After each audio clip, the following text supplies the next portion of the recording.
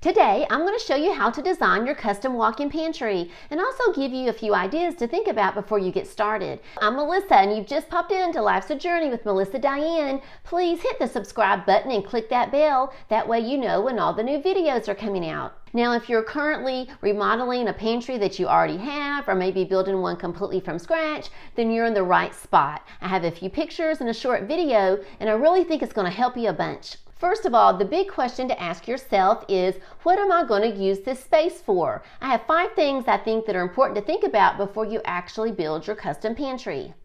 First of all, is this area only to store food items? Or are you also going to want to store your appliances in here, maybe extra dishes, holiday dishes, etc.? Secondly, is this area going to be used for any extra food prep? If so, think about that when picking out your countertops. You may want to even put a sink or an extra dishwasher in your pantry. Number 3, are you and your family the only ones who are going to use this area? Or are guests sometimes going to be walking in your pantry? Are you going to be maybe having a coffee bar in here? Possibly your microwave might go in your pantry. Fourth, think about the door. What kind of door do you want to put on your pantry? Do you want to be able to see into your pantry, or do you want to be able to see from your pantry into the kitchen and vice versa? And then lastly, think about the colors for your pantry. Do you want the colors in your pantry to be different from your kitchen, or do you want them to match what you already have in your kitchen?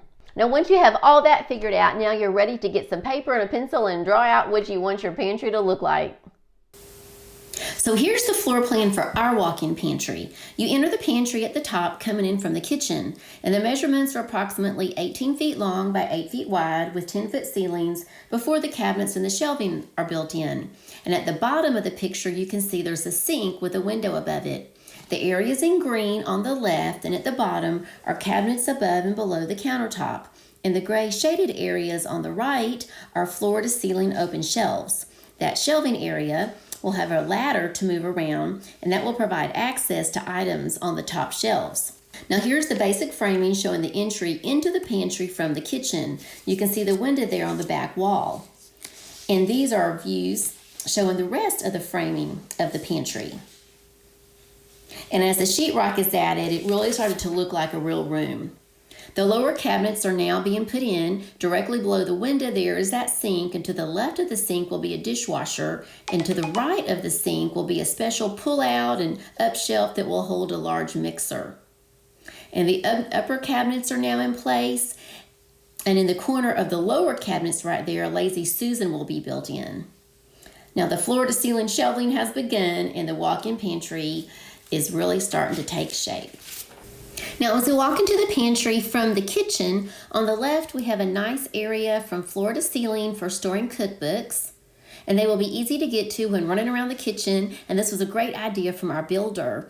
And across the entrance there on the right, we will have the microwave, and it will go in that lower rectangle area, and on each side of the microwave will be 2 open shelves, so we can put coffee mugs there. And then below the microwave, we will have the coffee bar with additional cabinets and more drawers.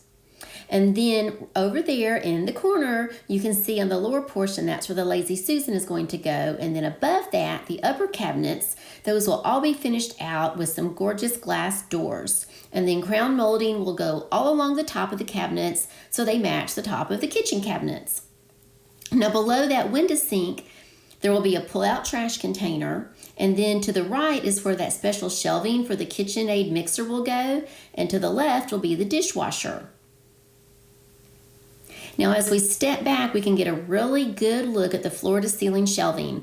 There is beadboard that has been placed along the back walls of the shelves, and that's going to look really nice when all the painting is completed. And along this whole end of the pantry, there will be a ladder to move around, so I can reach all those items on those top shelves. I really just can't wait to have it all completed and provide you some great videos on how to organize and decorate your walk-in pantry. Please leave a comment below and let me know if this has helped you with your pantry ideas. Leave a question and I will get right back with you. Remember everyone, life is short, so live it and love it. Have a great day and I will see you on the next video. Bye-bye. Well, Ace has been hearing me recording and he's popped in. He wants to say to everyone, good luck with your pantry. Well, Sissy couldn't be left out, so she also says, good luck.